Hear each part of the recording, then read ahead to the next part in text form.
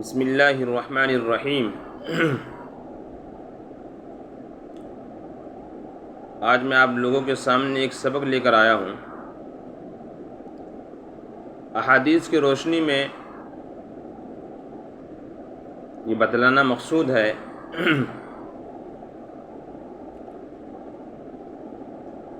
کہ فقہاء کرام نے بعض وہ جانوروں کے وہ عیوب ذکر فرماتے ہیں جس سے قربانی نہیں ہوتی۔ سب سے پہلی چیز وہ عیوب کون کون سے ہیں، ان میں چند عیوب یہ ہیں جو میں مختصر میں روشنی ڈالنا چاہتا ہوں۔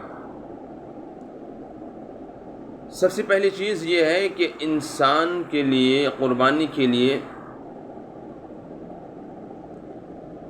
دل کا پاک ہونا ضروری ہے۔ دو عیوب ہیں، جو ایک انسانوں کے دل سے متعلق ہے اور دوسرا جانوروں سے متعلق ہے۔ اگر کسی انسان کے دل کے اندر کوئی عیب ہے، کوئی بگاڑ ہے، اگر ارادے کے اندر اخلاص نہیں ہے تو یہ بھی دل کے اندر ایک عیوب ہے، اس عیوب سے بھی قربانی جائز نہیں۔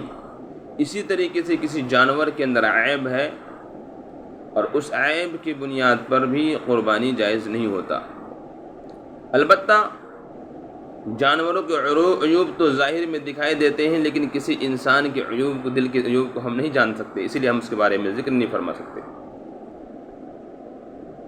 میں یہ عرض کرنا چاہتا ہوں کہ جانوروں کے وہ کون کون سے عیوب ہیں جس کے نتیجے میں قربانی جائز نہیں ہوتا، وہ کون کون سے جانور ہیں جس کو قربانی جائز نہیں ہے۔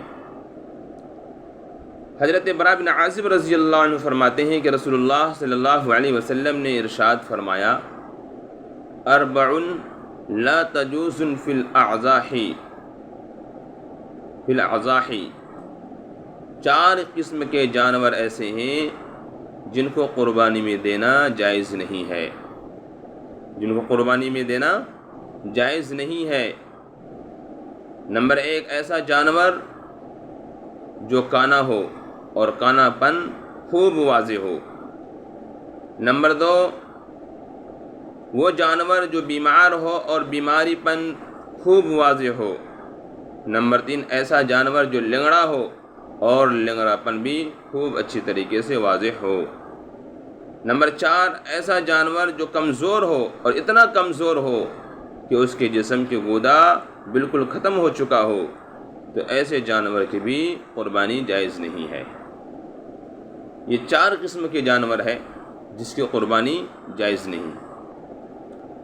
البتہ یہ احادیث کی روشنی میں، احادیث میں اس کا ذکر آیا ہے، لیکن فقہاء کرام نے اس کو تشریح کیا، اس کو خلاصہ کیا کہ نمبر ایک، ایسا جانور جو کانا ہو اور کانا پن خوب واضح ہو۔ خوب واضح سے مراد یہ ہے، فقہاء کرام نے لکھا ہے کہ جانور کانا تو ہے لیکن اس آنکھ سے اس کو کچھ دکھائی دیتا ہے۔ اگر اس کے سامنے چارہ ڈالا جائے اور جس آنکھ کے اندر کمزوری ہے اس دوسرے آنکھ کو بند کر دیا جائے، اس آنکھ سے تھوڑا بہت دکھائی دیتا ہو، وہ چارہ کھا سکتا ہو، تو ایسے جانور کا قربانی کرنا جائز ہے۔ البتہ اگر کانا پن اتنا واضح ہو کہ اس آنکھ سے بالکل دکھائی نہ دیتا ہو، پھر تو یہ جانور کے اندر عیوب ہے، ایسے جانور کی قربانی کرنا جائز نہیں ہوگا۔ نمبر دو، بیمار ہو، بیمار اتنا ہو، اتنی کمزوری ہو کہ بیماری کی حالت سے نہ تو کھانا پینا کھاتا ہو اور بیماری پن ظاہر ہوتا ہو، تو ایسے جانور کی بھی قربانی دینا جائز نہیں ہے۔ نمبر تین، ایسا جانور جو لنگڑا ہو اور لنگڑا پن خوب اچھی طریقے سے واضح ہو۔ فقہاء کرام نے لکھا، جانور لنگڑا تو ہے لیکن لنگڑا پن کتنا ہونا چاہیے؟ کیسے لنگڑا پن جانور کی قربانی جائز نہیں ہے؟ انہوں نے لکھا کہ اگر جانور لنگڑا ہے اور لنگڑاتے ہوئے اس پاؤں کے سہارے سے، زمین کے سہارے سے چل رہا ہے، اس پاؤں کے سہارے سے چل رہا ہے، تو ایسے جانور کی قربانی کرنا جائز ہے، کر سکتے ہیں۔ البتہ اگر لنگڑا پن اتنا واضح ہو کہ اس پاؤں سے نہیں چل سکتا، چلتے وقت میں اس پاؤں کے سہارے زمین سے نہیں لیتا، اور خوب واضح طریقے سے دکھائی دے رہا ہو کہ اس کے ذریعے سے نہیں چل پا رہا ہے، پھر تو اس جانور کی قربانی کرنا ہمارے لیے جائز نہیں ہوگا، قربانی نہیں ہوگی۔ اسی طریقے سے کمزور ہو، اتنا کمزور ہو کہ جسم کی گودا ختم ہو چکا ہو اور کمزوری ہو، خالصی جانور ہو، ہڈی چمک رہا ہو، تو ایسے جانور کو بھی قربانی نہیں دینا چاہیے۔ اللہ کے رسول صلی اللہ علیہ وسلم نے فرمایا کہ قربانی تندرست جانور کے دو، جو صحت مند ہو، طاقتور ہو، جسم کے اندر گوشت بھی ہو، عمدہ جانور ہو، اس جانور کو قربانی دینا مناسب اور مستحب ہے، بہتر ہے۔ اسی لیے ہمیں چاہیے کہ ہم عمدہ سے عمدہ جانور کو قربانی دیں۔ اب یہ چیزیں، کچھ چیزیں ایسی ہیں جیسے مثلا جانور کے دانت ٹوٹے ہوئے ہو، دانت ٹوٹے ہوئے ہو، تو اس طریقے کے جانور بھی قربانی کرنا جائز نہیں ہے۔ پھر فقہاء نے لکھا کہ دانت ٹوٹ تو رہا ہے، دانت کتنا ٹوٹا ہونا چاہیے؟ فرمایا کہ اگر کسی جانور کے دانت اتنے ٹوٹ گئے ہو کہ وہ چارہ بھی نہیں کھا سکتا ہو، تو ایسے جانور کی قربانی کرنا جائز نہیں ہوگا۔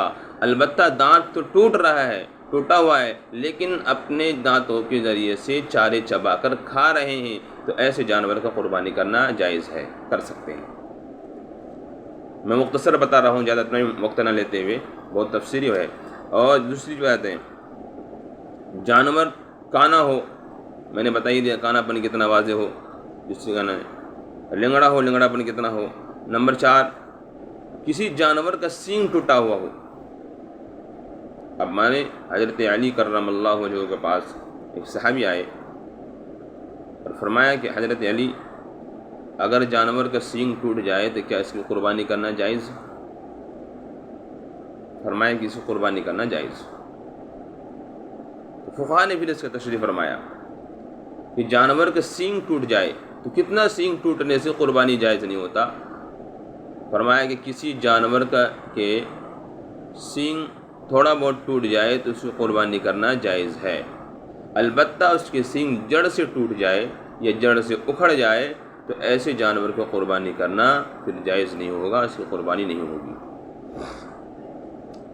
اسی طریقے سے کسی جانور کا دم کٹا ہوا ہو، کتنے دم کٹے ہوئے ہو، تو اس میں یہ مسئلہ ہے کہ اگر کسی جانور کا دم کٹے ہوئے ہو، دم تھوڑا بہت کٹ رہا ہو، تہائی حصے سے کم کٹا ہوا ہو، تہائی حصے سے کم کٹا ہوا ہو، تو ایسے جانور کو قربانی دینا جائز ہے، قربانی کر سکتے ہیں۔ البتہ اگر تہائی حصے سے زیادہ کٹے ہوئے ہو اس کے دم، تو ایسے جانور کو قربانی کرنا جائز نہیں ہوگا، اس کی قربانی نہیں ہوگی۔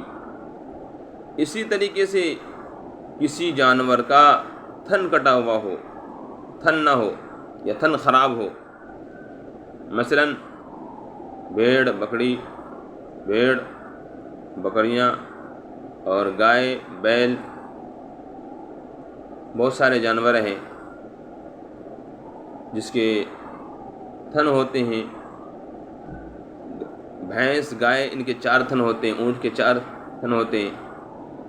تو ان جانوروں کے اگر ایک تھن خراب ہو جائے، جس کے 4 تھن ہیں، 3 تھن میں سے دودھ آ رہے ہیں، 3 تھن درست ہے، ایک تھن خراب ہو گیا جس سے دودھ نہیں آ رہے ہیں خراب کی وجہ سے، تو ایسے جانور کو قربانی کرنا جائز ہے۔ البتہ اگر 2 تھن خراب ہو جائے، 4 ہے، تو پھر اس کی قربانی کرنا جائز نہیں ہوگا۔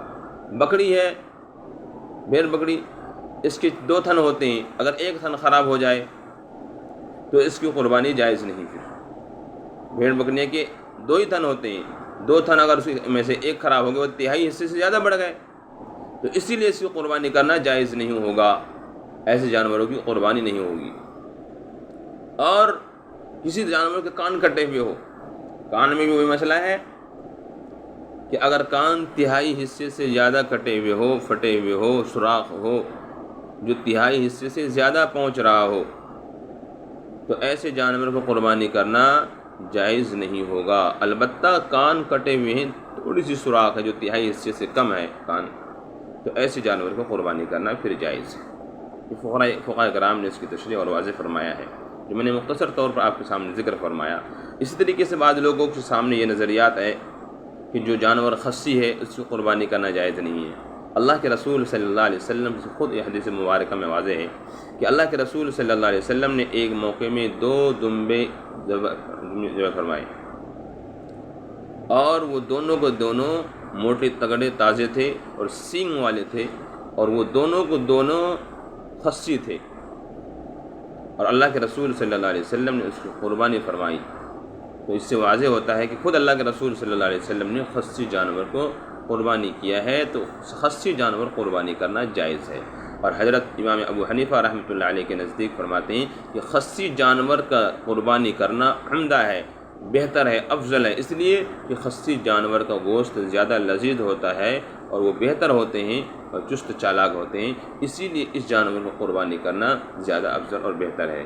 البتہ میں نے یہ آپ کے سامنے مختصر طور پر ذکر کیا ہے، اللہ ہم سب کو ان باتوں پر عمل کرنے کی توفیق نصیب فرمائی۔ یہ قربانی کے موقع ہے، اسی لیے میں نے اس مسئلے کو بیان کرنا مناسب سمجھا۔